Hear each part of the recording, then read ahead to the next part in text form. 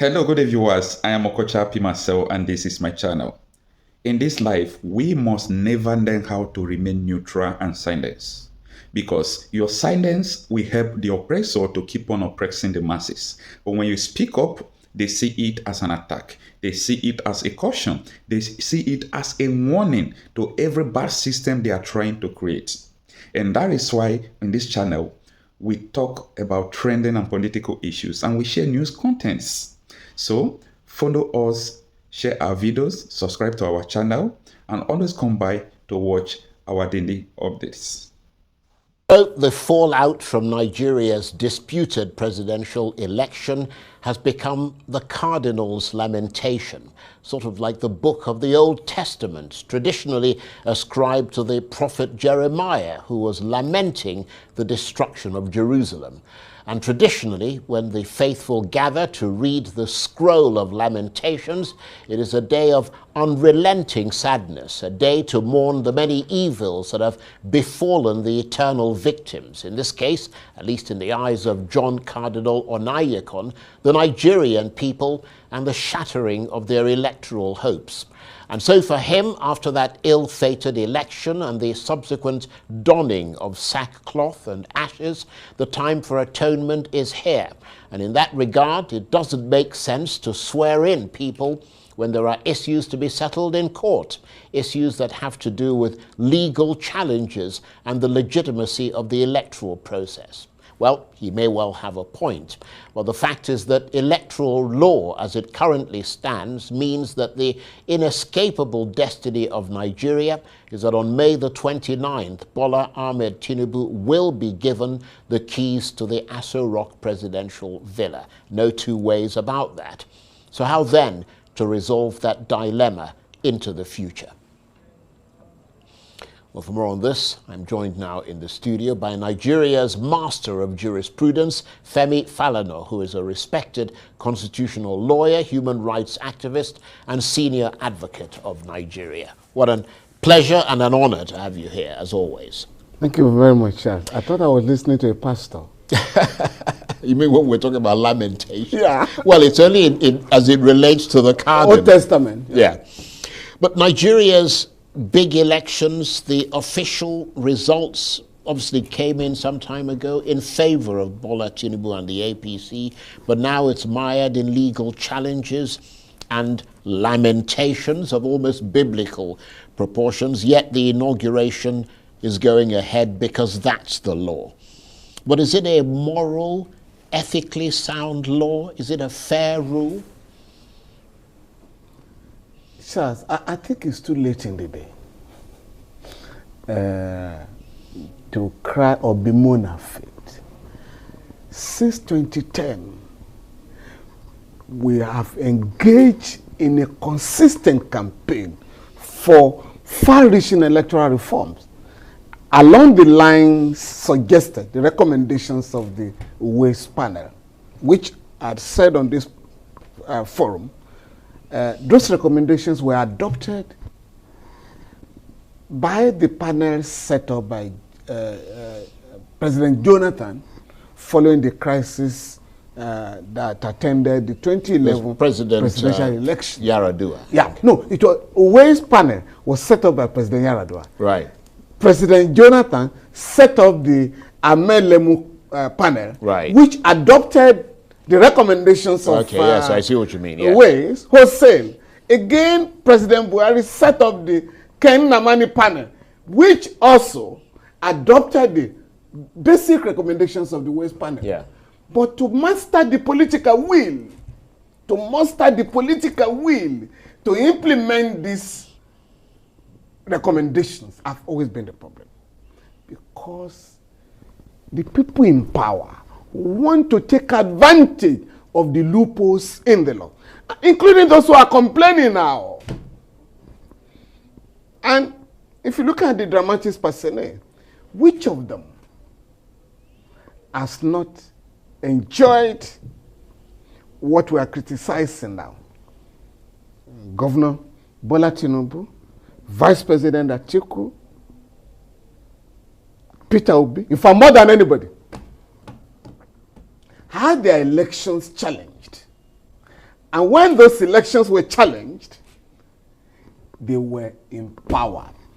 President Obasanjo and Vice President Atiku in 2003 and 2007, when they were challenged by candidate General Muhammadu Buhari, they were empowered. In fact, in 2003, the election petition did not end until 2005. Now, the case of Peter Obi is more interesting. Here was a guy who was kept out of power for 3 years. He won election in 2003. But INEC declared that Dr. Chris Ngige was the winner of the election. So the petition was contested for 35 months, almost 3 years. And in fairness to Governor Obi, after the verdict of the Court of Appeal, so well, I better go to the office to complete, to spend whatever is left of the term. And I said, no. I roared like a lion in Lagos. No. Your opponent had no term of office because his election had been annulled. So you can't complete his term of office. So you are going to start your own 4-year tenure the moment you take your oath of office. Every lawyer said I was talking bonkum. But later, he took advantage of my position and fought the matter from the High Court to the Supreme Court. And the Supreme Court made a point that your 4-year tenure commences the day you are sworn in. So I think I was, I was discussing, I think sometime last year, I asked Governor Obi, you took advantage of my advice. You haven't paid me. And you don't pay me. I like that. It was a public duty. He didn't buy you a bottle of champagne? I'm disappointed. No, you just said no. You were rendering a public service. Yeah, of course. But after that, in 2007 again, 2009, Obi won the election. Andy Uba went to court to say whereas in 2007, INEC had conducted an election, which was illegal anyway, and he said he had won. Therefore, my term of office, was kept in the cooler. I said, what are you talking about?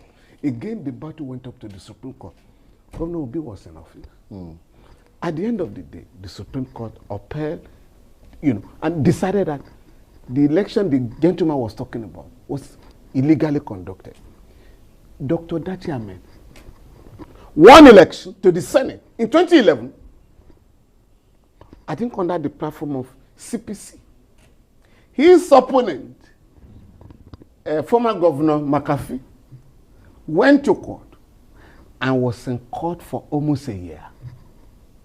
Eventually won, and Dr. Dachi Ahmed, who had been in the parliament, was then asked to vacate because it was proved that he didn't win the election. But he had spent about a year in the parliament. So this is the position. What the respected Cardinal Onayeka is talking about is what in law we call delege ferenda as opposed to delege. What the law is as opposed to what the law should be. For me, I've always believed that all election petitions should be concluded before the inauguration of an incoming government. But again, this time it's not limited to the president-elect. All the governors who have been elected, including the LP Labour Party governorship candidate and governor-elect in Abia State. In Abia State will be sworn in. All the legislators who have been declared winners of the election on the platform of APC,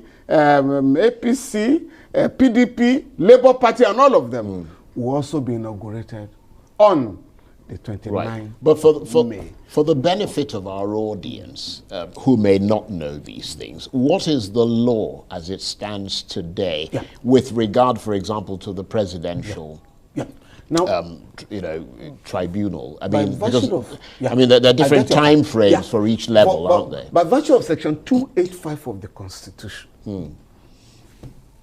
election petitions shall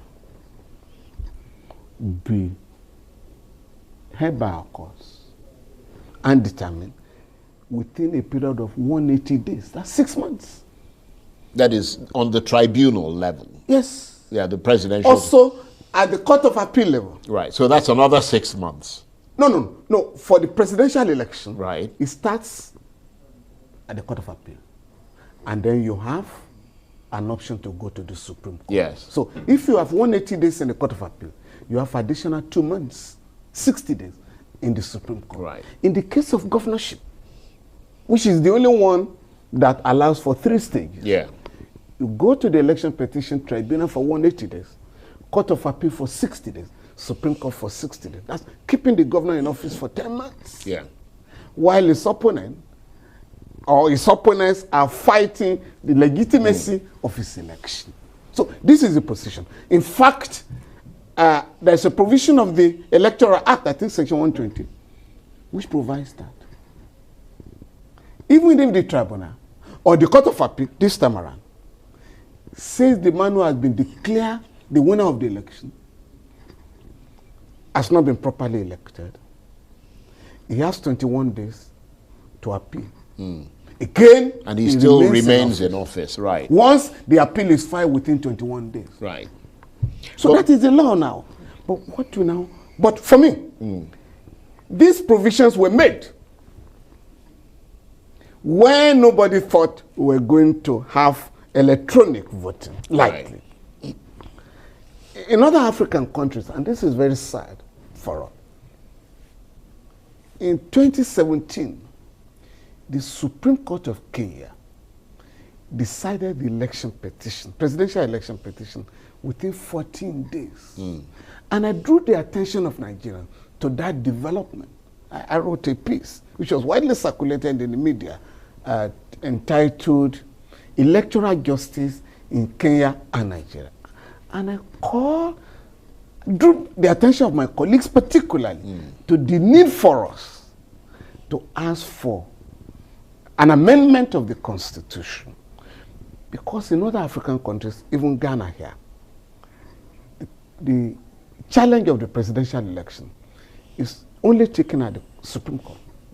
In Kenya, it's the same thing. You don't begin at the Court of Appeal. 2, Yeah, so it goes straight to the Supreme Court. Yeah. In most other African countries, Yeah.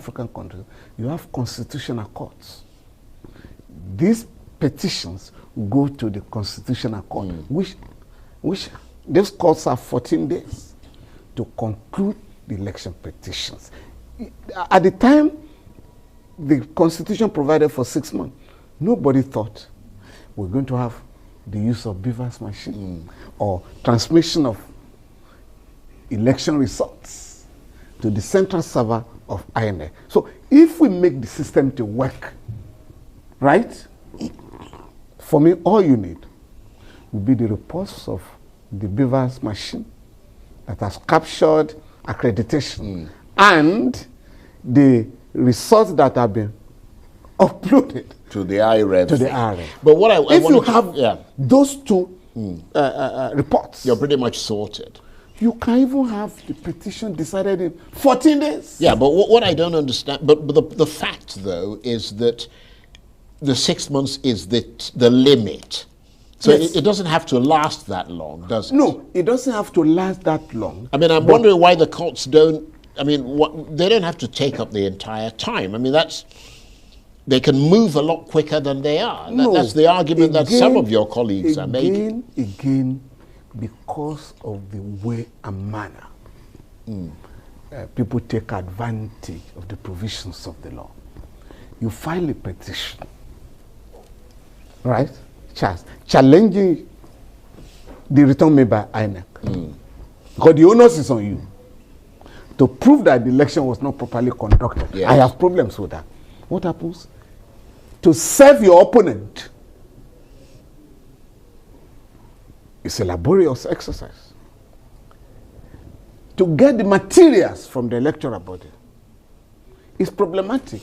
In Rivers State, I'm sure you are aware that some of the lawyers who were preparing an election petition to challenge the governorship election were arrested. And Governor Wike came out to justify it. 2, 2 tribunals now. The governorship election, the governorship tribunal, election petition tribunal, in Rivers State and Ebonyi State, have relocated to Abuja because the environment is hostile. Now, you then have a number of days to file your petition for the defendants or the respondent, if you get them to serve, to file their reply, and their time will begin to run when you have served them. To get the materials that you need, you will need to go to court and get an order compelling INEC, either at the national level or at the state level, to give you the materials. Now, you are going to call witnesses. The petitioners will have to call witnesses. The respondents will have to call witnesses. INEC will have to call witnesses. All this will take the entirety of the period. And of course, after hearing the case, the judges will need time to write the judgments. To deliberate. To deliberate, you know. So if we are going to take up the challenge facing us, we have to go back to the drawing table and ensure that we make the system to work. Right. So you think that is what is responsible for what appears to be a delay to the start of the proceedings at the presidential level? No, I won't call it a delay. Right. Yeah, those are responsible for the delay. Right. To get the not something sinister, because some people have suggested that there's some, you know. No, I don't think so, something because going on. Again, I'm saying that this is not the first time. Right.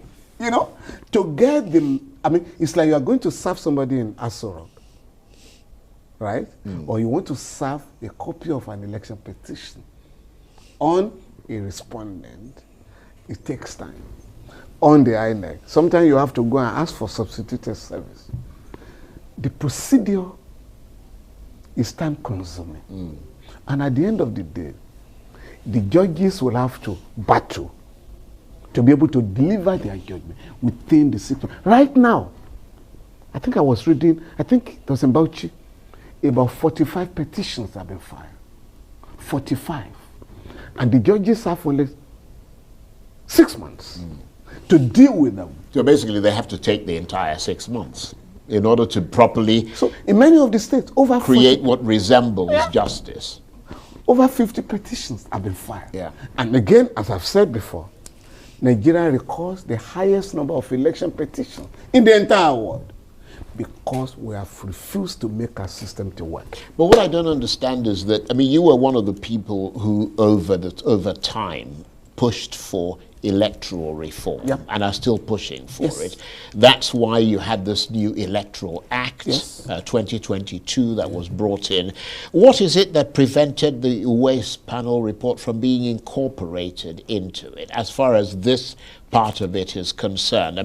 When it was clear that it would significantly restore credibility to the electoral process and usher in sort of free and fair elections in Nigeria. I think, unfortunately, the man who set up the panel, that's the electoral reform panel, the late Yaradua, could not implement the provisions. Yeah, but I'm wondering why it wasn't incorporated into the Electoral all the Act. other regimes, successive regimes, have preferred to retain the status quo because they profit from it. Right. Yeah. That's it. So all the legislators Right. also want to take advantage of the loopholes in the system to keep themselves in office. Yeah. So basically, your assessment is that changes are required to electoral procedures, electoral functions, amendments to existing laws, and so on and so forth, as recommended by the Waste Panel. No, we've gone beyond the Waste Panel. Right. We just have to embrace technology. The Waste Panel didn't think we're going to have beavers, machines. No, but I mean in terms of the time frame. No, the time, what Waste Panel was pushing was that we should have enough time, let's say 6 months, conduct the elections 6 months before inauguration, so that all the petitions will have been concluded. Yeah. That was it. But now I am saying that even at this the way it is now, you can speed the process up. In this case, you conduct elections in February, right? if you embrace technology and make it work, we can conclude election petitions in 14 days or 21 days. But what you're saying requires a constitutional amendment, or it doesn't? For me, I think it requires, no, of course, it does require constitutional amendment. Because right now, the Constitution provides for 6 months. At the time that provision was entrenched in the Constitution, the drafters never thought we're going to go electronic. So if it is working in Kenya and some other African countries, absolutely, why can it not work in Nigeria? Well, let me ask you to... Unless, for instance, I'm talking of the presidential election. Sure.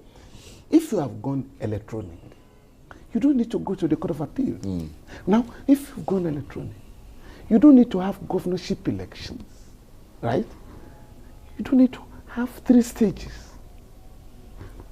Now, that is the only one. It's only the governorship election that will start from the election petition tribunal to the Court of Appeal and the Supreme Court. All the others, 2 stages. So we need to also have a uniform electoral act that will capture the fears of Nigerians. That's a good point. But let me ask you to put on your human rights hat rather than your legal hat, because your legal hat makes you very kind of black and white.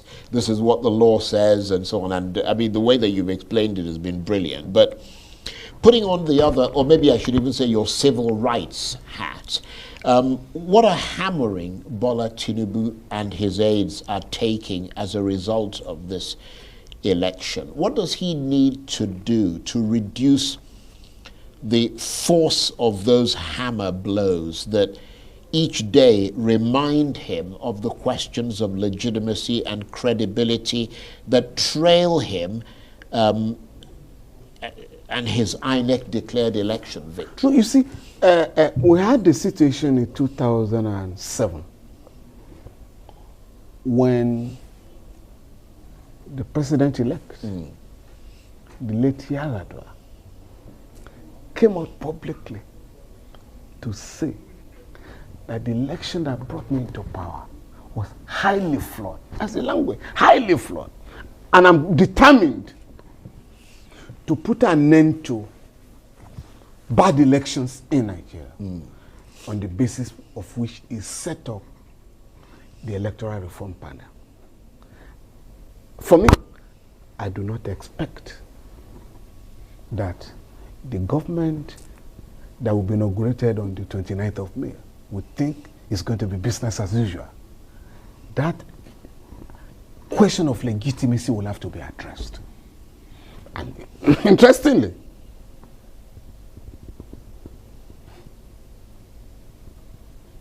Senator Bola Ahmed Tinubu set up a committee as a non-state actor. After he had left as governor of Lagos, he set up a committee to promote the recommendations of the Ways Panel. And you trust Nigerians. Once he gets to power, he's going to be reminded. This was your position. You're certainly reminding him. This was your position. Right. Incidentally, it was Alhaji Lai Mohammed that headed the body that was campaigning for electoral reforms, you know, as recommended by the Ways Panel, you know. Let me just say that it's a perverse world, isn't it? It's a perverse world. Look, I want to thank you exceedingly. I mean, it is always an absolute education in jurisprudence listening to your analysis. Femi Falana is a respected constitutional lawyer, human rights activist, and senior advocate of Nigeria. Thank you. Thank you very much. Always my pleasure too. We are victims of bad political leadership. We are the victims of bad system of government. And for this reason, you must not remain silent. I must speak up and you must speak up. When you remain neutral to every bad political system, it helps the oppressor, not the victims who are the masses like me and you. And for that reason, we share news content, we talk realities out of trending and political issues on this channel. My name is Okochapi Marcel, and this is my channel. Please kindly help me to share my videos, subscribe to this channel, and always come by for new videos.